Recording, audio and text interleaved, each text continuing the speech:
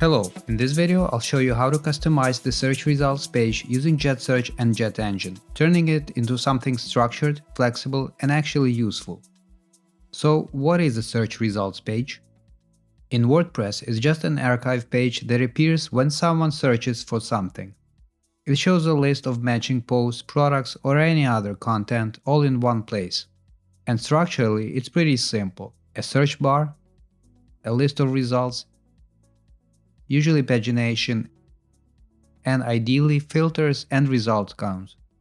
But here's the thing, by default this page is extremely basic, just a plain list with very little content or control. A good search results page does a lot more than just list links. It helps users scan quickly, understand what they're seeing, and refine their search. Before users even land on this page, they should already get instant suggestions, powered by AJAX. And once they're here, filters become critical, especially if there are many results, because without filters, users just get overwhelmed and leave. You also need clear feedback, what actually they searched for and how many results were found. And visually, the results should be easy to understand. Images, structured layout, clean spacing, not just a wall of text. Now this is where things often get confusing. The search results page and the search functionality are not the same thing. The search functionality, that's what controls how accurate the results are, how fast they appear, whether you get suggestions or even AJAX search. That's handled by the search engine itself, like WordPress core or plugins like JetSearch. The results page, on the other hand, only controls how those results are displayed. It doesn't make search smarter, it just makes it usable. And one more important detail. If you're using AJAX search with suggestions, users might not even reach this page at all, because they click result directly in the dropdown. But when they do land here, this page needs to be clear, structured, and easy to navigate, because this is where users decide whether they stay or leave. Before we start building the search results page, we need to see how JetSearch plugin itself is configured. In the settings, there's a Suggestions tab. This is where search queries are collected and managed. Every time user searches something, it can be saved here, along with how often it was used. And based on that, you can control which suggestions appear first. You can also add suggestions manually or even connect them, for example, fixing typos and redirecting users to the correct query. So instead of users guessing what to type, you guide them before they even search. Next, AJAX search settings. These are global defaults for all search widgets. The important part here is the request type. Use REST API, it's faster and more modern. Admin AJAX is mostly a fallback if REST API is disabled on your site. You can also define what exactly is searchable, posts, terms, custom fields, and more. And here's a key setting, custom results page. This defines where users go after they press search. Along with that, you can define your own query parameter. By default, WordPress uses S, but you can change it, for example, to results. This parameter is what connects the search input to your results page. And the same results page can also be assigned in Elementor Pro Theme Builder, JetThemeCore, or Bricks. The logic is exactly the same. Now these settings are just the basics. Most of the control actually happens inside the AJAX search widget, block, or element. Here you define how search behaves and how results are displayed in real time. For example, you can choose a listing template to control how each result looks. Add thumbnails, highlight text, show result counters, or even display product details. This is what powers the instant dropdown users see while typing. And since this is AJAX based, users can actually find what they need before even reaching the results page. But in this video, we're focusing on the full search results page, the one that shows all results and can be enhanced with filters and layout. And just to clarify, this workflow is the same in Elementor, Bricks, and the block editor. I'm showing it in Elementor, but the logic doesn't change. Now that Search plugin is configured, let's build the actual results page.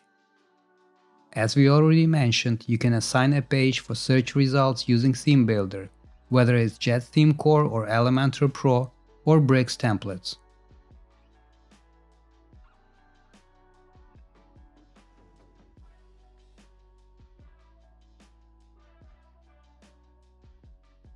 But just setting a page doesn't do anything useful.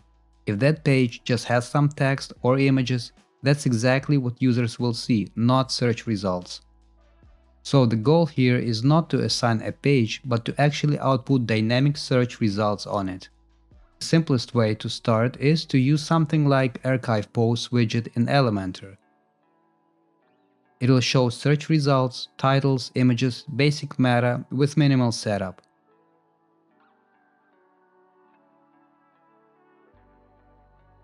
Or in Bricks, container with a query loop enabled where elements are connected to dynamic data. If you want a more structured and flexible layout, especially if you need to display custom fields like prices, properties, or any extra data in your own style, you'll want to use a listing template from JetEngine, which is essentially a loop template, which is called a listing in JetEngine.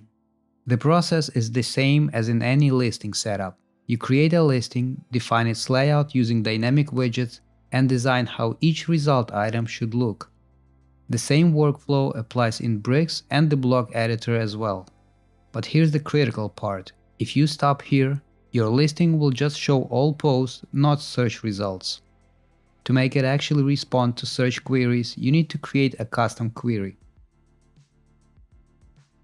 Inside Query Builder, you can define exactly what should be included in search results. Specific post types, taxonomies, sorting rules, even date ranges, for example, only recent posts. But most importantly, you must pass this search query into this query. That's done using the search keyword field. And here you use a query variable. By default, WordPress uses s, so you can set the variable name to s. But if you defined a custom parameter earlier, for example results, you must use that instead. This is what actually connects the search input to your query and to the results on the page. Once that's done, you apply this query to your listing grid. And now your page will display actual search results, not just all posts.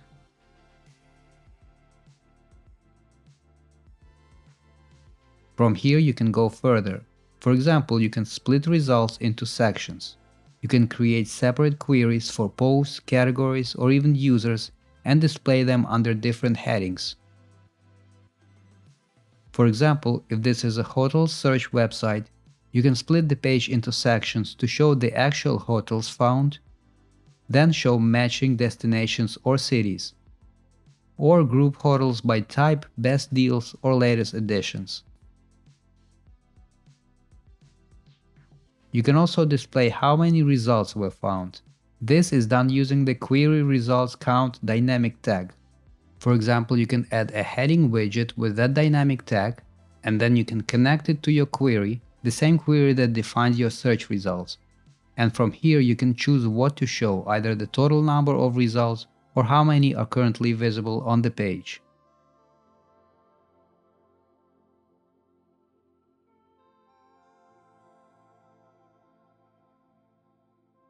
As for the pagination itself, it is set in the query, where you define how many items appear per page. And for the front-end navigation, you can use JetSmartFilters Pagination widget.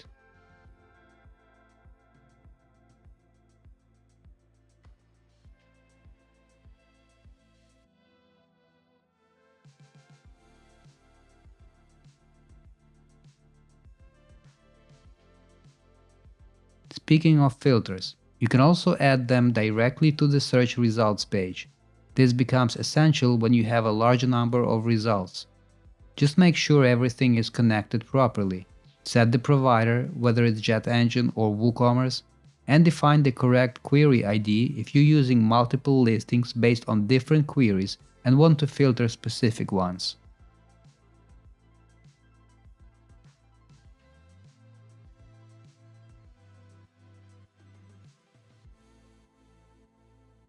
And one important distinction here. The AJAX search widget from the JetSearch plugin handles the actual search. It performs the search across the website and redirects users to the results page. JetSmartFilters, on the other hand, also has a search filter, but it's different. It doesn't replace the search, simply refines the content on the page. So users can narrow down the results even further after the initial search.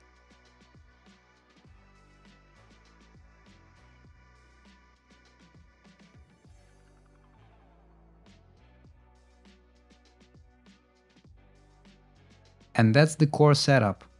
Now your search results page is not just a list, it's a fully dynamic, structured and controllable system, and something that can become a useful tool for your users. Thanks for watching, don't forget to like, comment and subscribe.